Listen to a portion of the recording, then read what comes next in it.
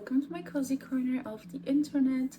It's another month, which means another batch of cozy games to get excited about. Today I'll be telling you all about the cozy games you'll be getting in June, and I know you must be excited for the games, so let's get into the video. So this month is already huge even if there weren't any games because we are getting the Nintendo Switch too, but thankfully we also have some amazing launch games to get excited about. I'll talk about the games in the order of their release dates and I'll be adding the platforms as well. To start off, we have Bathhouse Creatures on June 2nd. This is a cozy management game where we run a bathhouse for whimsical animals. I read on a Reddit post that they were inspired by Spirited Away, and I can definitely see and feel that, which makes me all the more excited for this game. It looks so wholesome and magical. I love the pixel art style and the cozy atmosphere. It's not only a management game either, because we also get some short narrative stories about the guests. It's going to have a story that lasts around 2 to 3 hours, so it's a great cute short game you can check out one evening when you want something warm and relaxing. Then June 5 is the Switch 2 release day, so we are getting tons of releases and most of these are also releasing on PC. First we have Rune Factory Guardians of Azuma. It was originally set to release at the end of May, but they delayed it a week so it can launch on the same day as the Switch. Alongside farming and experiencing cozy Japanese countryside life with nice relationships and fun seasonal festivals, we will also be traveling the world, saving villages and helping to rebuild them. It looks like it will have a good balance of combat, story and slice of life elements. The character designs look amazing and I can't wait to get to know all these characters and explore the different regions. Then we have Mario Kart World, also releasing on June 5th. I mean,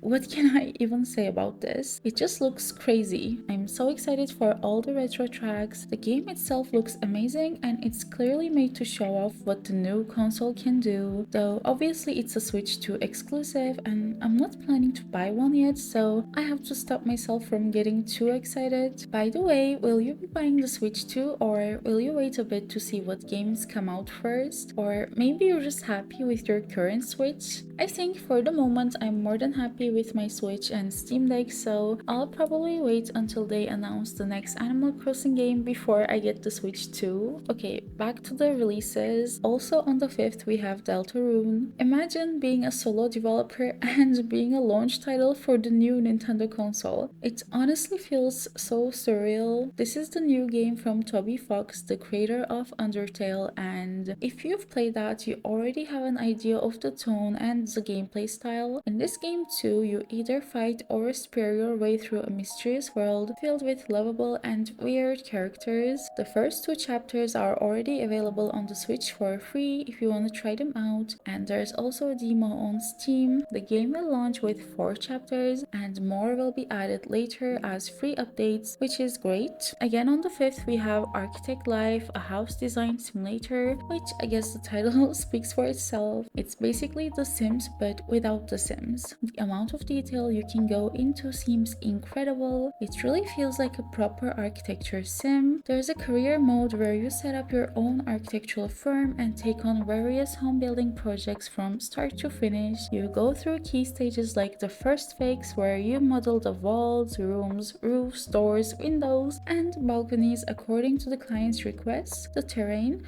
and the budget. Then there's the second fix where you choose all the floor and wall coverings. After that comes the layout stage where you try to make the most of every room and help future buyers imagine their lives in the home. And of course there's decoration and the final construction. There's also a sandbox mode to just build and decorate however you like. If you love designing homes and decorating, this probably already went straight to your wish list. We have a few more games releasing on the 5th for the Switch too, but these are not new games, they're just ports or re-releases, but I'll quickly mention them so you're informed. So we have Split Fiction, Hogwarts Legacy, Cyberpunk 2077 Ultimate Edition, Kirby and the Forgotten Land, Zelda Breath of the Wild, and Zelda Tears of the Kingdom. This is of course not everything, but these are the cozy-ish games I've picked. Then we have The Altars on June 13th. This is definitely not a traditional cozy game, but I think it looks like the kind of game a lot of people can still feel cozy with. It's a sci-fi narrative game with emotional and psychological themes. You play as a man who's stranded and has to survive by creating alternate versions of himself, each with different skills and personalities. The visuals are really striking and it looks like it's going to have a lot of heart too. I think people who enjoyed games like Citizen Sleeper or Outer Wilds might really love this one. And then we have Date Everything on June 17th.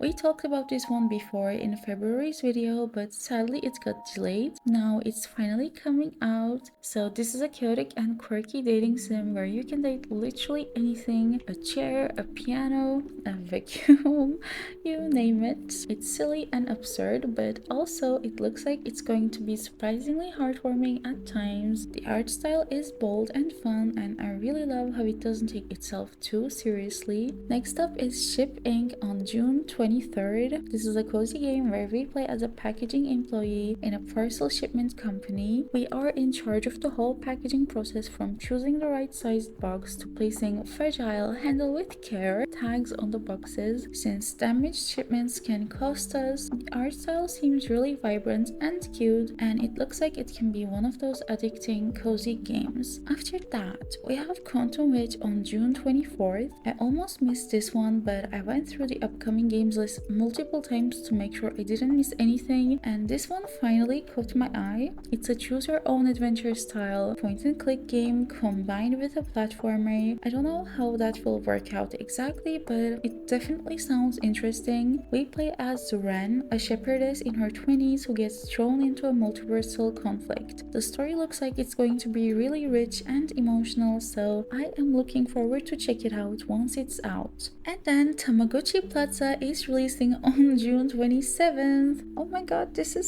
such a nostalgic one. It looks adorable and very light-hearted, and I think it appeals to both longtime Tamagotchi fans and people who are new to the series. I'm honestly freaking out over how cute everything looks, and I'm really curious to see if they've added any new surprises, and it's releasing on the first Switch as well. And finally, sometime in June we have Cast and Chill. I usually choose not to include games that don't have a proper release date, but this one looked too good not to mention. It says it will release in June, but there is no exact date yet, so I really hope it still makes it this month. It's a cozy fishing game with amazing art that immediately caught my eye. I'll definitely keep my eye on it and post an update if a date gets confirmed. And that was everything for this video. Let me know which one you're most looking forward to playing. I'm genuinely so interested to hear about your thoughts.